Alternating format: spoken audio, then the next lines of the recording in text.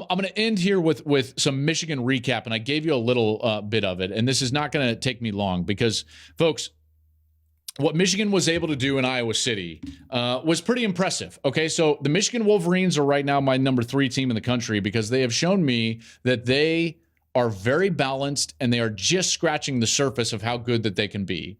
They've got a really good offense that hasn't come close to putting it all together, and it's just there. They're within a whisper of blowing out Maryland. They're within a whisper of blowing out Iowa, the number 1 scoring defense in the country, in Iowa City. There's the only thing holding them back is that J.J. McCarthy is still, his young exuberance on the deep ball is still hurting him just a little bit. He's been great on the intermediate stuff. They're fantastic running the ball. They're as good of a rushing team as you're going to find out there. Blake Corum is slowly playing himself into the Heisman conversation. And once McCarthy starts hitting those deep balls, watch out. Watch out. I think Michigan is really good. They are really good. We're going to follow them to Indiana this week.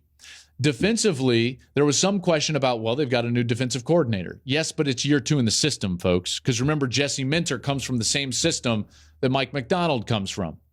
There was questions about whether they were going to be able to replace the pass rushers, Aiden Hutchinson and David Ojabo. And guess what? Over the last couple of weeks, we've seen when they've needed it most, they've been able to apply pressure on the quarterback. Mike Morris was sensational late in the game against Iowa. Yabi Oki is a guy that I think could develop into what David Ojabo was by the end of the year.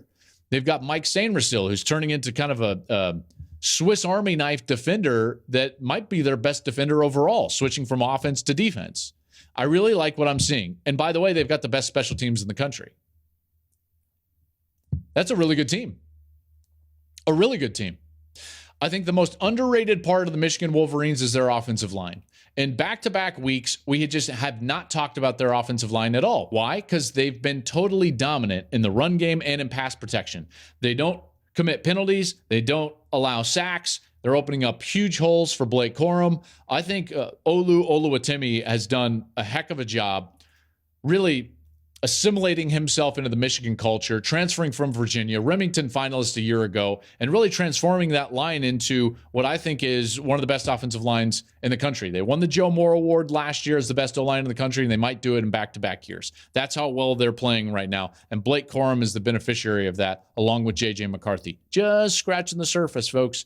Michigan is really, really good, and we'll see him again this week at Indiana. Hey, thanks for watching. If you enjoy that clip, make sure you click subscribe somewhere down here. From game highlights to exclusive interviews and rankings, we've got everything you need as a college football fan right here, College Football on Fox.